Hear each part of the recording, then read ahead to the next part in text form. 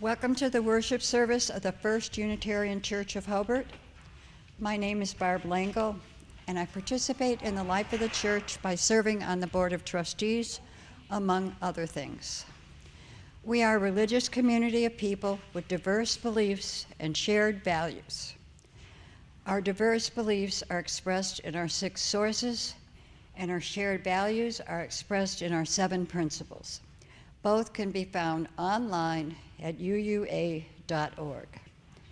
Together, we strive to grow spiritually, build community, and live our values in the world. I just have one announcement. Hi, Pete. The annual congregational meeting will be held at the church after service next Sunday, June 11th. We encourage in-person attendance, but remote participation will be available on Zoom. Also, first hour, there will be a forum on the church budget and finances. We had a forum this morning that went, thank you for the people that attended. I hope if you didn't attend this time, you will next time. It'll make it easier to understand what's going on when we have our meeting. Thank you. Pete, did you have something?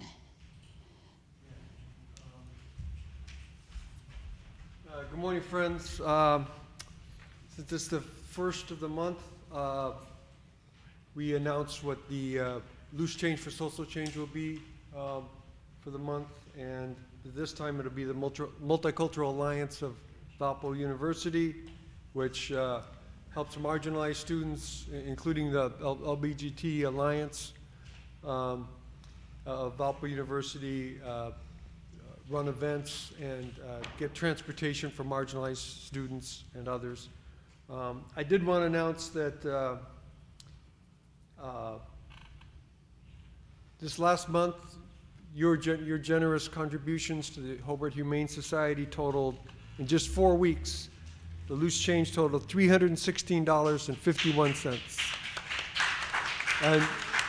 And you also, there's a big stack of blankets and towels and everything that you all contributed for the Hobart Humane Society. So it's been really generous.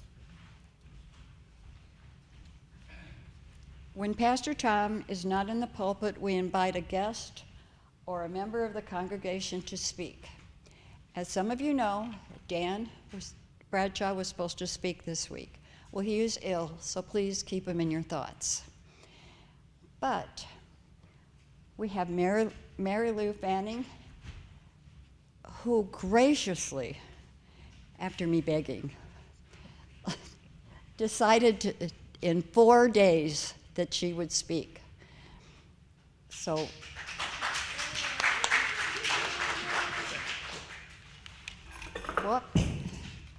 we are currently streaming our services online. The Joys and Sorrows portion, however, will be private. And we will take a break from streaming during that portion. Other than that, the service will be recorded and will be available for future viewing on Facebook, YouTube, and the church website. Please let your Facebook and Twitter friends know that you are attending worship with hashtag First Unitarian Hobart. Now please silence your devices and take a deep breath. And another. And join us in the spirit of reverence.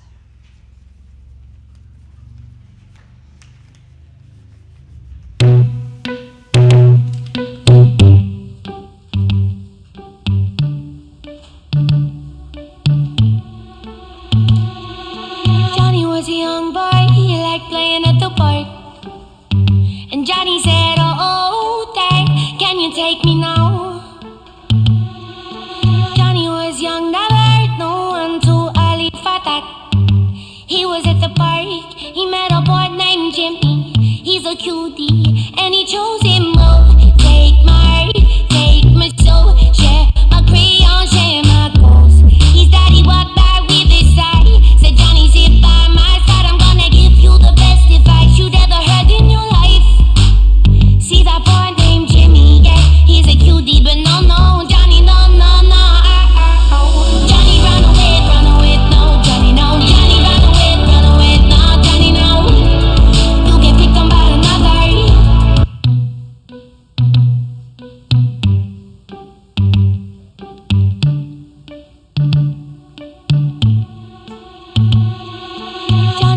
young boy, he liked playing at the park. And Johnny said, oh, Dad, can you take me now? Johnny was young, never heard no one too early for that. He was at the park, he met a boy named Jimmy. He's a cutie, and he chose him. Oh, take my heart, take my soul, share my crayon, share my goals. His daddy walked by with his side, said, Johnny, sit by my side. I'm gonna give you the best advice you'd ever heard in your life. See that boy named Jimmy, yeah, he's a cutie, but no, no, Johnny, no, no, no. Johnny run away, no, Johnny, no. Johnny run away, no, Johnny, no. You get picked on by another. Better go run for cover, yeah. Johnny run away, no, Johnny, no. Johnny run away, no, Johnny, no. You get picked on by another. Better go run for cover. Johnny started high school at the front of the bus. Some boys yelled, oh man, come sit with us. Johnny found a seat with a boy named Pete and felt it again. As he was trying to play pretend, the feelings came rushing in. And he thought, Johnny run away, no, Johnny, no. Johnny run away, no, Johnny, no. You get picked on by another. Better go run for cover, yeah. Johnny run away, no, Johnny, no. Johnny run away, no, Johnny, no. You get picked on by another. Better go run for cover. And I don't wanna talk about the trap. I dream big, real big since I've been on daddy's lap. Got my dreams by my side, keep them in my pocket so that when I get the chance I can rip it out and rock it. It's like my golden ticket, it's the reason that I'm here. Everybody has a dream, they're frozen by fear. We won't dance in the rain, we go and run for cover. All there is to blame is getting picked on by another. So we go and find someone that will love and support us. Says they adore us, maybe fall for us. Then we forget about ambitions and decisions will change. I think that I was only 7 when Johnny ran away, no, Johnny, no. Johnny ran away, no, Johnny, no. You get picked on by another. Better go run for cover, yeah. Johnny run away, no, Johnny, no. Johnny run away, no, Johnny, no. You get picked on by another. Better go run for cover. Johnny run away, no, Johnny, no. Getting picked on by another. Better go and run for cover. No, no, no, no. Johnny run away, no, Johnny, no. Getting picked on by another. Better go and run for cover. No, no, no, no. If you would, join me in lighting the chalice. We gather this hour as people of faith with joys and sorrows, gifts and needs. We light this beacon of hope, sign of our quest for truth and meaning, in celebration of a life that we share together.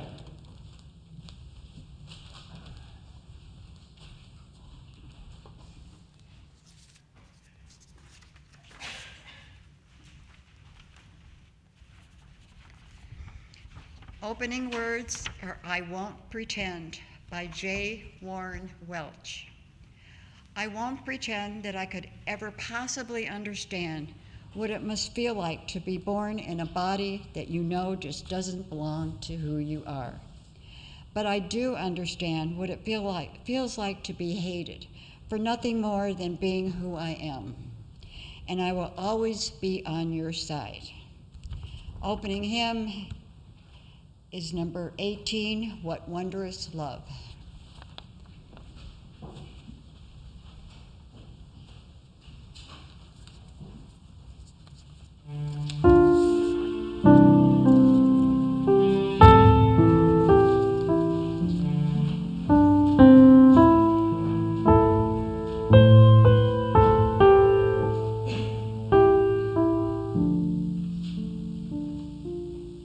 What wondrous love is this, oh my soul, what wondrous love is this, oh my soul, what wondrous love is this that brings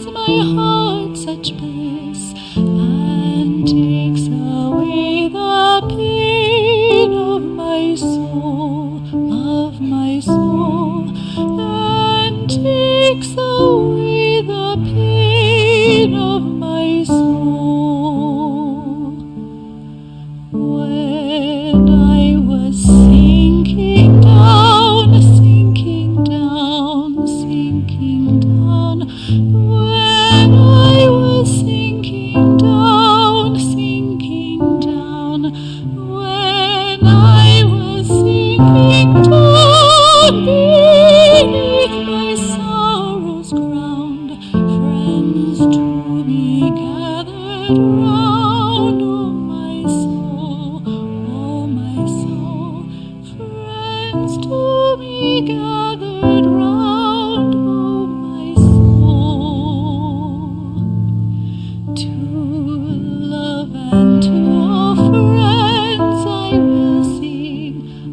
will sing, to love and to all friends I will sing, to love and to all friends who pain and sorrow mend, with thanks unto the end I will sing, with thanks unto the end I will sing.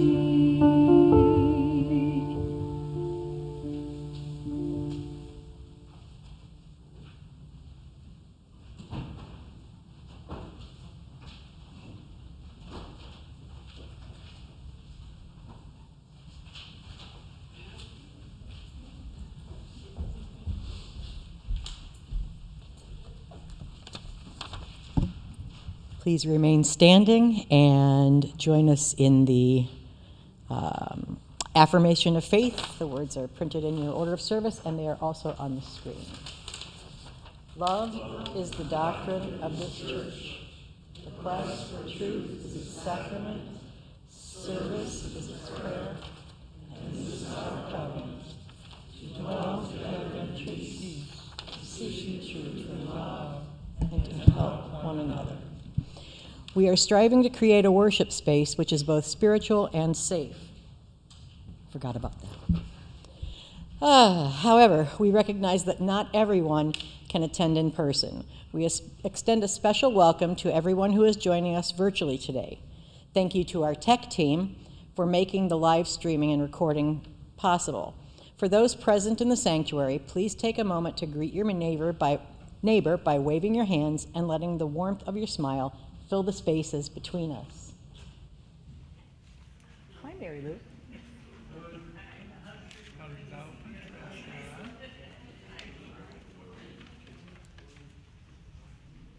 And now we will have the doxology.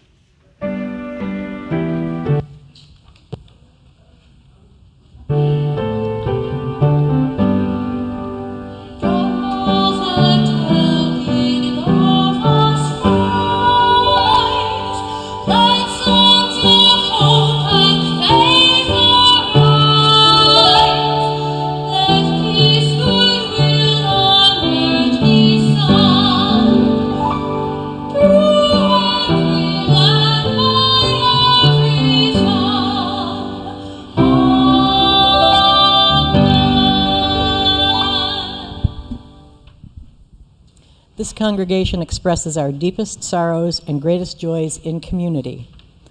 You may be seated. We believe that a sorrow shared is diminished and a joy shared is magnified. We pause listening to what arises in our hearts. If anyone would like to share today, I will come to you. Please stand and share your name.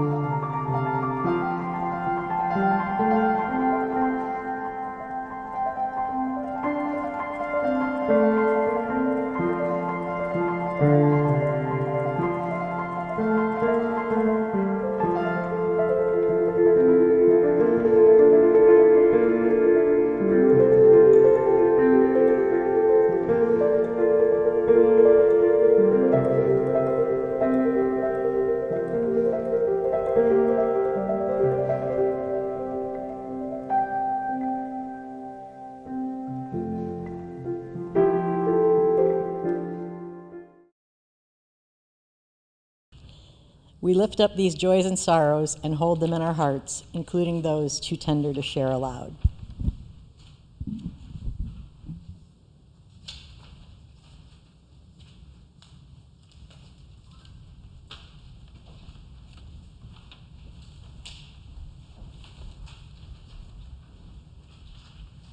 Is this working? Okay. Good morning. I'm so happy that Barb asked me to share this story for all ages with you this morning. It's called Call Me Max by Kyle Lukoff and illustrated by Luciano Lozano. Chapter 1. When I look in the mirror, I see a boy. I see a boy with spiky brown hair. I see a boy with white skin that tans in the summer. I see a boy with one mom and one dad and 2 goldfish. I also see a boy who is transgender. Transgender is a long word, but it means something simple. Trans means going across, like how transportation means going from here to there. Gender means being a boy or a girl, or a little of both, or not feeling like a boy or a girl. When a baby is born, a grown-up says, "It's a boy," or "It's a girl." If a brand new baby could talk, sometimes that baby might say, "No, I'm not." When a baby grows up to be transgender, it means that the grown-up who said they were a boy or a girl made a mistake. When I was born, my mom and dad said, "It's a girl." When I looked in the mirror, I saw a girl, kind of. But because I'm transgender, I wanted to see a boy. My parents thought it was cute when I put on my dad's ties. I liked to sleep in my Batman shirt. When they bought me a dress for my first day of school, I lost it. I didn't tell them I lost it at the bottom of a garbage can. I wore my favorite overalls instead. I thought school would be hard because I didn't know how to read. I thought school would be hard because I wouldn't get to play all day. But school turned out to be hard for other reasons.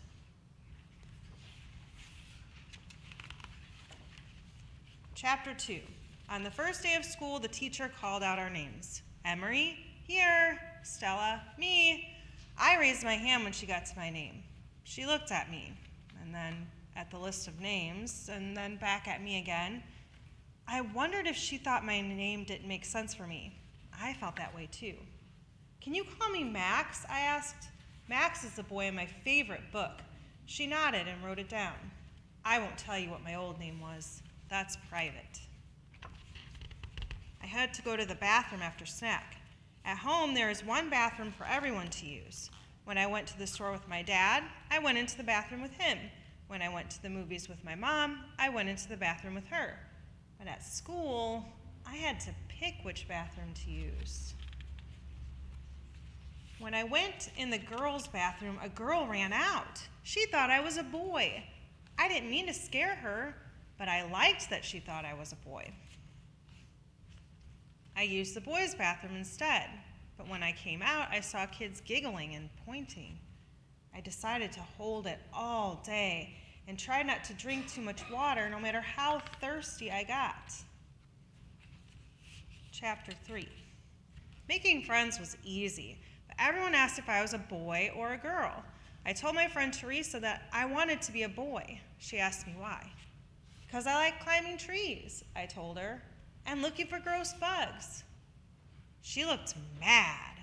"I'm a girl," she told me, "and we climbed this tree together. I also caught more spiders than you did." "Oh yeah," I said, "sorry, I forgot. But spiders aren't bugs, and I still don't think I'm a girl." "I know spiders aren't bugs," Teresa said. "Why don't you think you're a girl?" "Because I don't feel like one on the inside." I told my friend Steven that I might be a boy. "I can't be a girl," I said. "I hate wearing dresses." He looked down at his dress and then glared at me. "This is my favorite dress, and I like being a boy." "Oh yeah," I said. "I'm sorry. I forgot, I'm sorry. And it's a pretty dress, but I still know I'm a boy." "How come?" he asked. "Because I feel like one," I told him, "on the inside." Chapter 4. One day, Stephen and Teresa came over to play. My parents heard them call me Max. During dinner, they asked me why. I told them all about school, how I couldn't go to the bathroom, how I didn't like my old name, how I felt like a boy.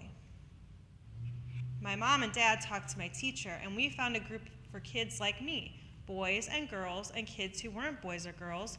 All of us were transgender. We talked about serious things like bathrooms and teasing. We also talked about fun things like video games and books and toys. I don't know what our parents talked about, probably the same things. I told my class that I was transgender.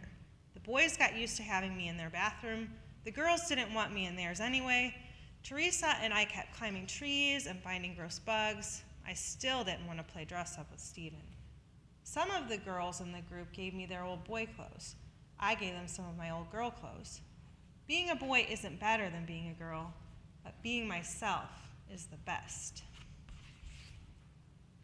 And I just wanted to mention something that I really liked about this book is that it's good instruction and a reminder for us, or for those of us who are cisgender, that being a trans female is different than being a boy who likes to wear dresses.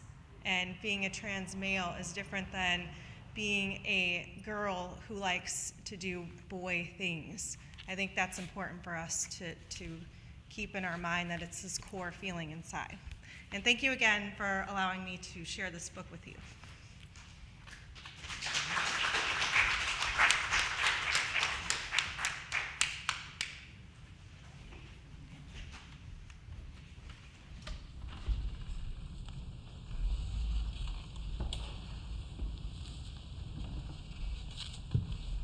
Pretty cool, huh? Well, you guys are a tough crowd. Well, good morning, everyone.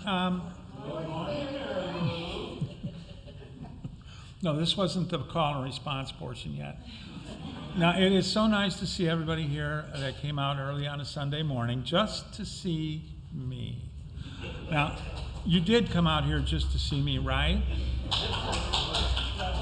No, you're wrecking the whole joke. Because this is going to be the call and response portion of the show. I will say you did come out to see just to see me this morning, and you'll say, of course we did. And now I'm going to say it now. You came out here just to see me this morning, didn't you? Well, I guess you're really an easy crowd. Now, for those of you that don't know me, my name is Marilu Fanning, and for those of you who do know me, my name is still Marilu Fanning. Tuesday, your very own Barb Langle called me up. She had the audacity to call me up and actually said, we need somebody to come and talk about what the effect of on your friends and your relatives and your spirituality is, being transgender is on all those issues. And I said, well, gee, that sounds great. I am so honored that you thought of me first to come and talk to you. And she goes, in the interest of total transparency, you weren't exactly our first choice. And then so I said, well, second place isn't bad. I'm happy that you turned to me second. And she goes, well, actually, you weren't the second choice either. So I want to make sure that everybody knows that this morning, when you're critiquing my performance today, that you're looking at not the first or the second choice, but the person that came in dead last in the Derby. So if you're disappointed, it's her fault, right there. It's hers. You only came in last because you said yes. Well, that's true. Now, where am I here? Now I've lost my place. There are those in this country now that think that being transgender is nothing but fun and games, and most of those are because of me, and they became aware of how happy I am, but they think that it's such a fun time that little kids everywhere are just flocking to find the fairy dust that's going to turn them into transgender people, and they got to nip that in the bud. Nip it. They're going to turn back the clock to the time when Barney Fife was protecting us all and nipping things in the bud, and when transgender people couldn't put their heads out the door in the light of day. We were supposed to stay invisible, and the word transgender hadn't even been invented yet. Now, I lived through those days. Everybody my age lived through those days that's still alive. That those of us that survived, because transgender people are four times more likely to be the victims of violent crime. And if the violent crime doesn't get you, then there's always suicide. Now, these are the current rates on statistics on these, but 82% of all transgender people seriously consider suicide. Now, those and that understand that that's not just sitting there deciding, well, geez, I'm bummed out. Should I kill myself? It's the decision is more whether to stay alive. And of those that decide, of that 82%, a full 40% of them try to kill themselves at least once, because being transgender is so much fun and games. And that's not an abstract thing that happens to other people. My roommate, who couldn't be here today, Melissa, is a person that attempted suicide more than once. She gave it not just serious consideration, but attempted 3 serious times. And she says, well, actually, I made a lot more attempts, and they're what she calls passive suicide attempts, kind of like driving your car into a brick wall at high speed, just for fun. But the last overt suicide attempt left her in a wheelchair for life, and not just any wheelchair, but she's got the Stephen Hawking special. Oddly enough, you might think that she would be you'd think that was the worst day of her life, but actually she thinks that the last time she tried to commit suicide was the best day of her life, because in the subsequent aftercare, in the therapy that she got, she finally came to terms and accepted the fact that she was transgender and transitioned, and now she lives happily as the woman that she is. Imagine that, a happy person living in a wheelchair. Now, for me, I never did seriously try to or consider committing suicide, but what I did do was give over the first 2/3 of my life to try and make everybody around me content and happy with me, which meant staying in the closet. Those other people being my parents, my children, my friends, my coworkers, society in general, and even a couple of ex-wives. But then at 54, I decided that not only should I change, and that I could, and that I would make a change. And so I committed to living the last third of my life as the person I should have been. Well, check that. Not who I should have been, but who I really am. And I gave up trying to be a poor imitation of my father, who was a real man's man, a Korean War veteran, combat veteran. He was tough as nails, strong-willed, and a fearless man, not just typical of his generation, but someone I consider a standout. I may be prejudiced, but a man also that I could never be. So I started living my life as just who I should have been. And when I told my mother, the first words out of her mouth were, Michael, my name was Michael then, Michael, they're going to kill you.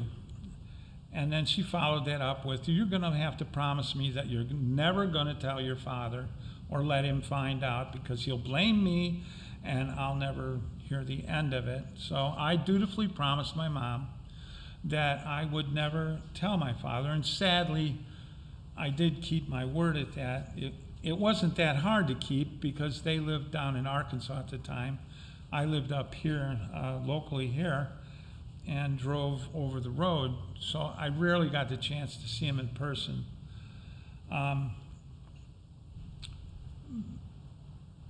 But I never did, even though then my father dropped dead, and then even though I did get, before that happened, to tell him that I respected him and admired him and loved him, which almost completed everything I needed to tell him. I never got to tell him that he was right all along, because he had said on numerous occasions that between my sister and I should have been the girl. So he really knew all along that my heart was really a feminine heart. Now, I was honored to give the eulogy at his funeral, and that was the last time that I ever wore male clothing. Now, at that time, then I finally came out to all of my family, my immediate family, my mom, my sister, my children were at least somewhat accepting from the start.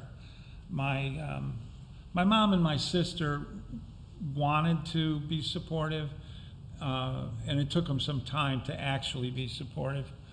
My daughter was supportive right from the start, and it took a little time for my son, even though he was supportive at the start, it took him some time to adjust to the idea that his father was now a woman. Where am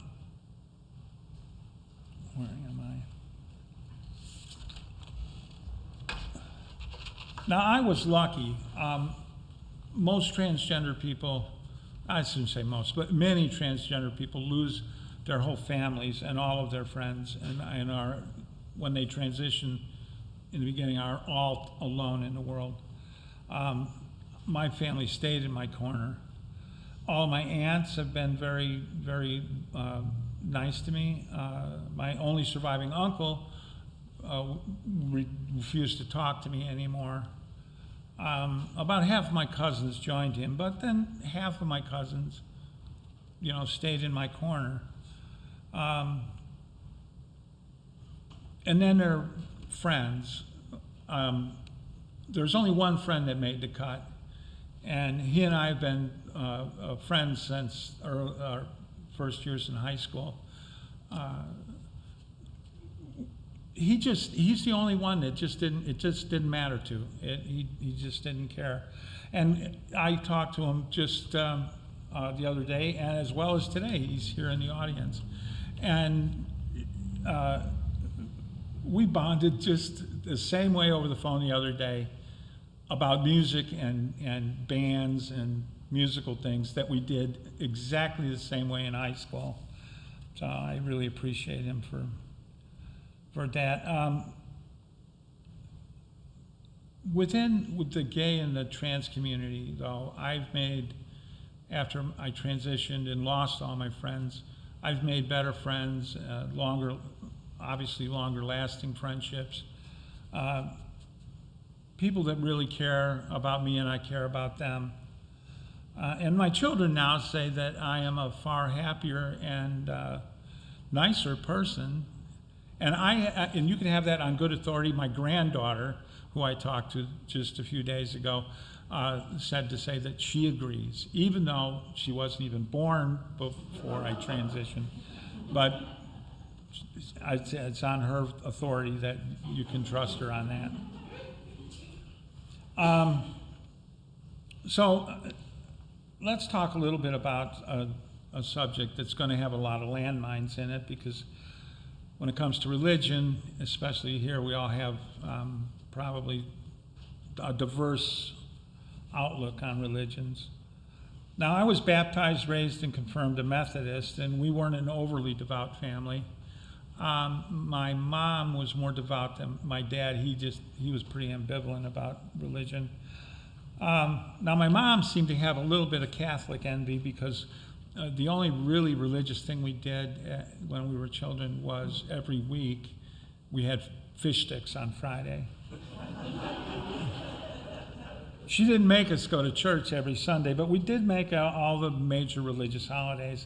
And then as my teen years rolled by, I became more thoughtful and more introspective, as all good poets and budding folk singers are wont to be. And I started to ponder more and more about some of those actual premises that Christianity is based on. And, a virgin birth. What really is a Holy Trinity? Is human sacrifice really necessary? I mean, I don't understand what that's about, and I wouldn't do that to my son. I love my son. And then the magical mystery tour of the resurrection.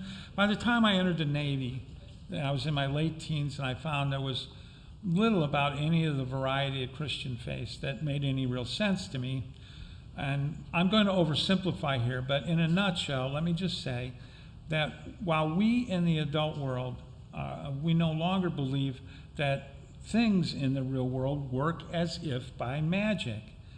And we're supposed to believe that Christianity and all the premises that it's based on, well, they kind of out-magic anything David Copperfield has ever devised. So it's one thing for magicians to fool and amaze us with their magic, but to pass off the same kind of trickery and supernatural claims as the proof that you alone can lay claim to the keeper of the true moral order of the universe is just a bit of a stretch, or at least it is to me. Now, of course, it's much deeper than that, but I've only got 20 minutes here, so. Anyway, I became personally frustrated with the whole religion thing, and I just decided that I would worry about this life in this life, and I'll worry about the next life when I get there.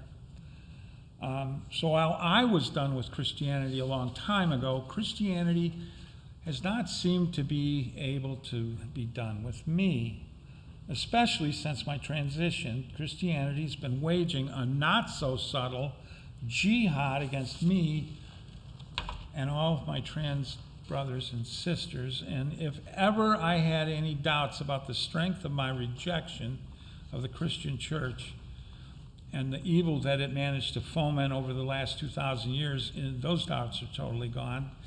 In a perverse way, it's nice to be front and center and recognized and occupying a prominent place in the thoughts and minds of the Christian world. However, it would be nice that if for once in the existence of the Christian community, that they would base their beliefs on something like actual facts, and that would be something about the trans community. And by facts, I mean facts, real facts, true facts, not the made-up alternate facts that they seem to base all their existence on. In the real world, we operate by taking real facts and drawing conclusions from them. We don't make up lies and just call them facts in order to justify the misconceptions that we want others to follow.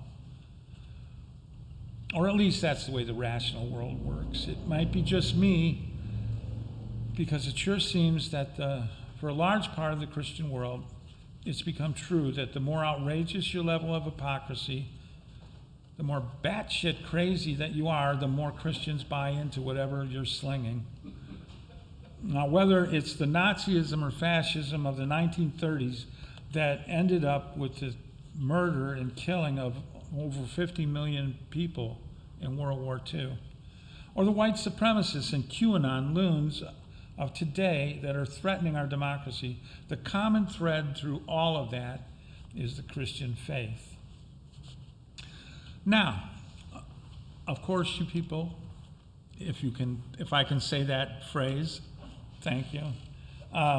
The Unitarian Church, by that I mean the Unitarian Church, and this congregation is a church known to embrace the freedom of thought and diversity of philosophy.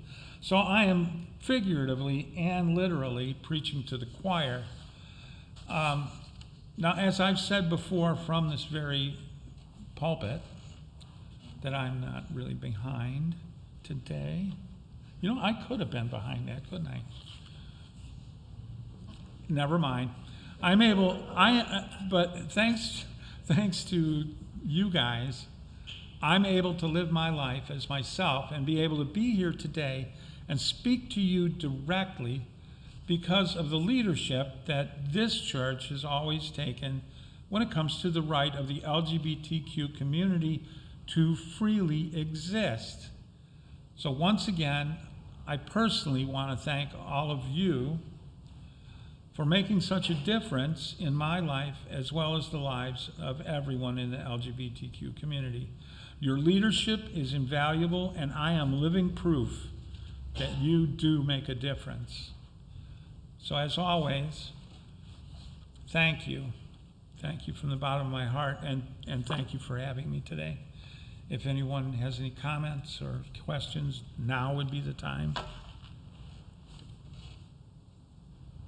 Hello?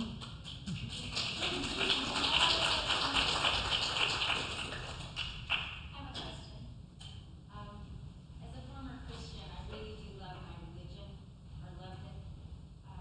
But yeah, it's getting a little fanatic, for sure. And I'm not proud of that.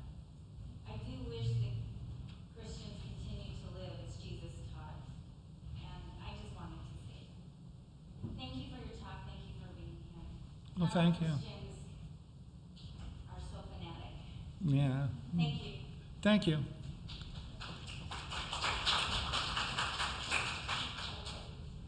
Anybody else? Yeah. How long did it take to physically change or from one to the other? Mentally, you were probably there most of the time, Right. but physically, you have changed. Right. It's that's kind of a two-part question, because a lot of girls transition, but it takes some doing to get the medical part. It's not like you just automatically get hormones or surgeries. And so, I mean, I was it was about 3.5 years after I decided to change that I started on hormones. And then it was 7 years before I got any surgeries. So it's a process. But if, let's just say you transition tomorrow and you started on a medical transition as well, it would take about 2 years for the hormones to fully work, and then whatever surgeries you have to heal up from, you know, if you could get them done within that time period. But So what you're saying then, because you hear the accusations, oh, they just changed your mind, boom, boom. You took No, these it's a- 1 years to make up your mind, and then it still took another Well, it's X hard. number of years. Right, it's hard. What's hard is, okay, I still, you know, I'm as big as a barn, so it's really hard to pass, you know, totally.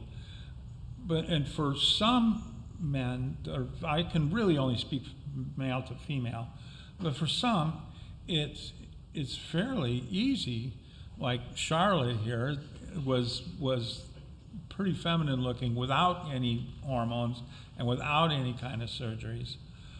And so she could pass really easily, whereas people like I couldn't. So that's a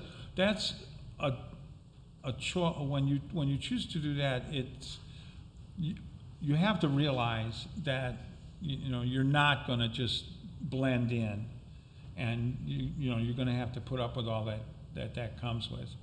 But from the outside looking in, people seem to think that that's a really hard thing to do. But when you really feel good about yourself because you're finally being who you are, and there's no way to, you carry around your whole life this huge weight that you're going to get found out and exposed, and your whole life is going to be ruined. And when that's gone, it's an amazing feeling, and I found that it was well worth anything that I had to put up with. That, I mean, I've been taking voice lessons for 4 years, and I still don't talk in a very feminine voice. I do have one, in my pocket, but being able to talk in it when I'm talking off the cuff is really hard. It can be tricky on the phone because you can be male, and have a feminine voice. Yeah. I once had an insurance agent that unless I had known she was a she, I would automatically assume she was a he from the voice. So Yeah. Well, I've gotten really good getting mammed in the drive-throughs, but in continued conversation, it's a little hard. Did you live in Hobart originally? How did you find out about the church? And I'm just kind of curious about your connection to the church. Well, I lived in Northwest Indiana here since trying to think now, the 90s maybe. In 10 I moved over to Lake Station, and actually I found out about this church through Gail, and I met her,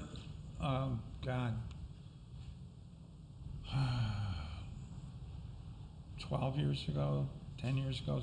Anyway, it was at an event when gay marriage was still hadn't been passed yet, or hadn't been in. So we were at like an organizing meeting, and she introduced me to this church, and that's pretty much that. Thanks for speaking.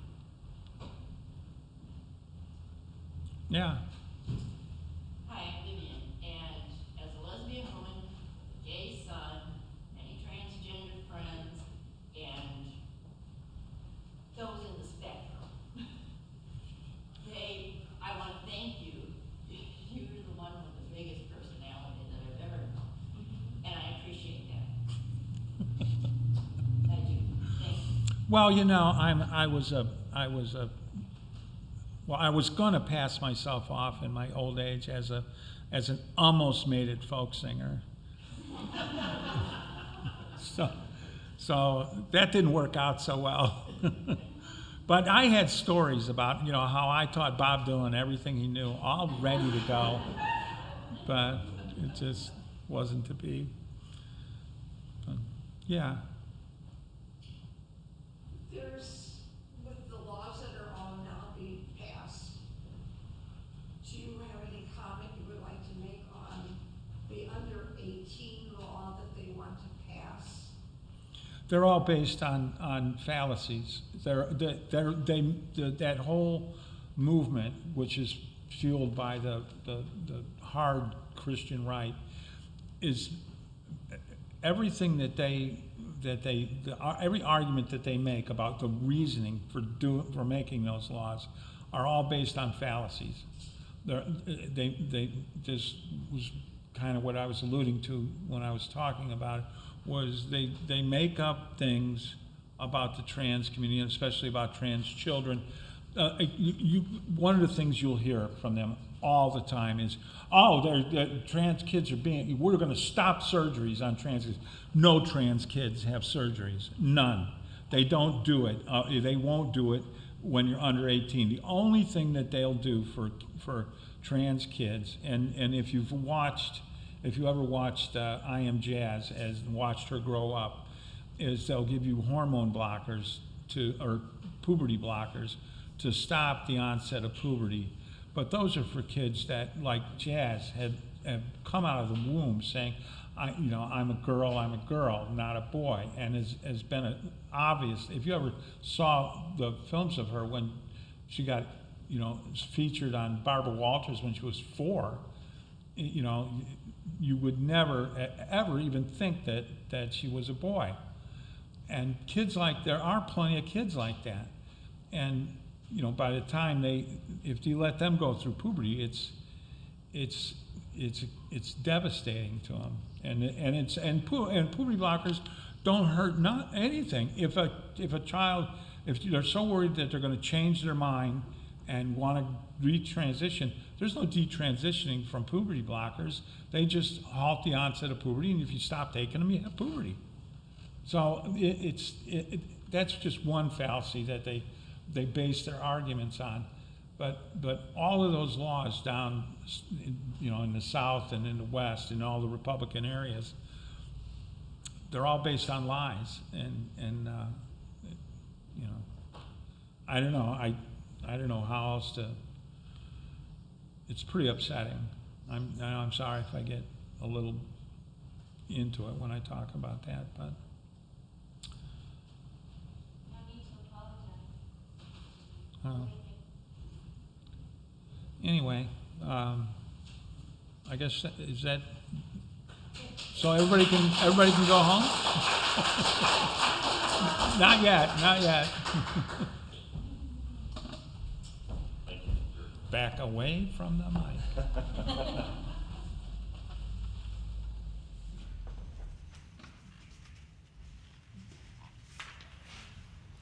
Now is the time in our service for our offering.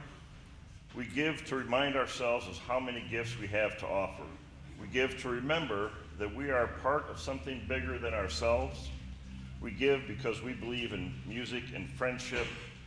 We give with the faith that together we have enough. The money in the baskets goes to sustaining the mission of our community. The money in the cups goes to our Faith in Action ministry and a different charity chosen by the ministry every month. Pete just mentioned what it was going to be, so this is for the Multicultural Alliance of Valparaiso University. Alliance supports, educates, and advocates for the LGBTQ plus community. Alliance creates a safe space for students to explore identity and celebrate LGBTQ culture. Please give generously.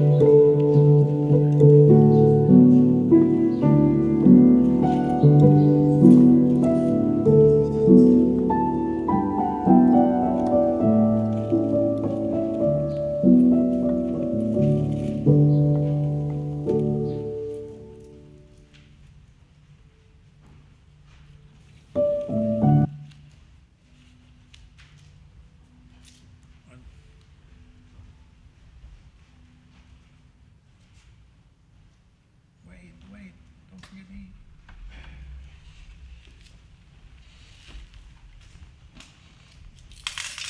That's not all. Still looking to get rid of this book. It's weighing this thing down. Yeah. There's more, I swear.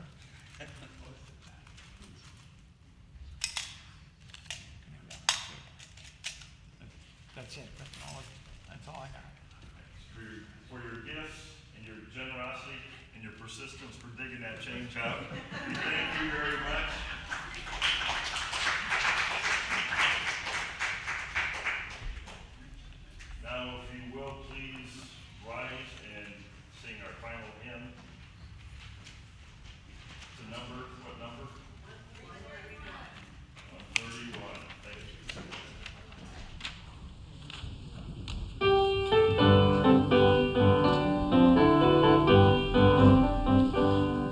Love will guide us, peace has tried us, hope inside us will lead the way on the road from greed to giving.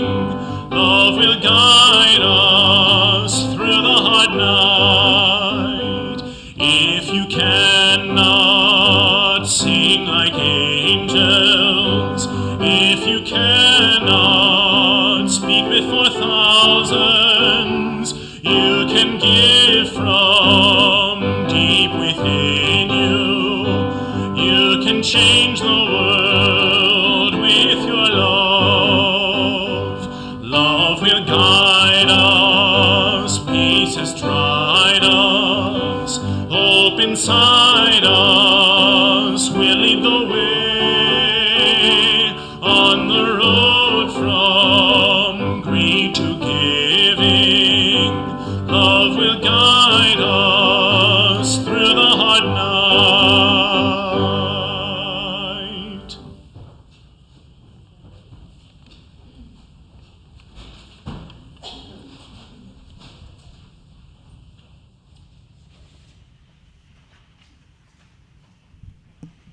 The closing words are They by Theo Nicole.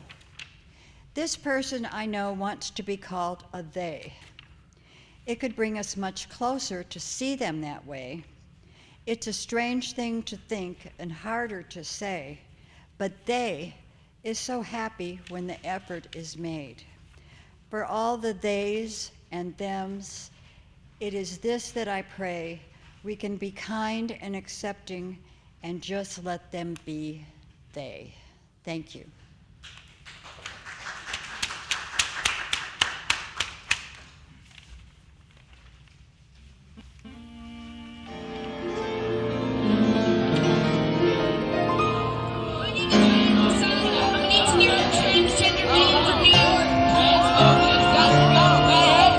I'm here to bring visibility to the transgender community. In the words of my hero, Harvey Milk, I'm here to recruit you. I want to rip off my identity, make it an image that you could put on and take off when it's convenient.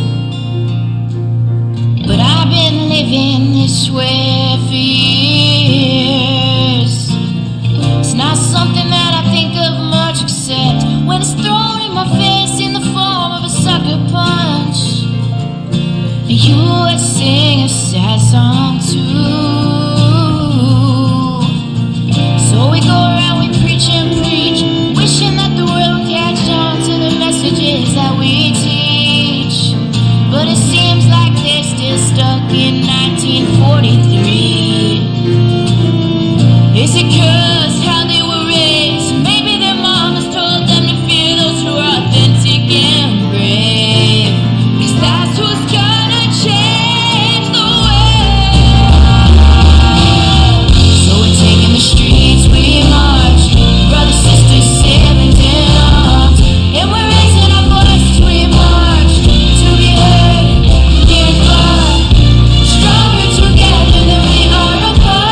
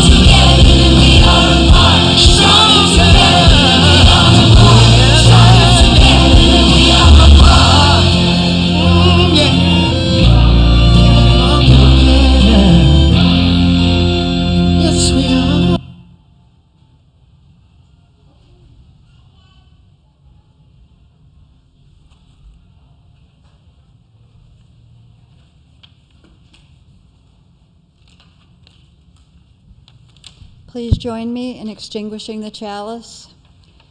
We extinguish this flame, but not the light of truth, the warmth of community, or the fire of commitment. These we carry in our hearts until we are together again. And everybody's invited. Oh, Maggie, I didn't see you. Everybody's invited for snacks and conversation in the parish hall.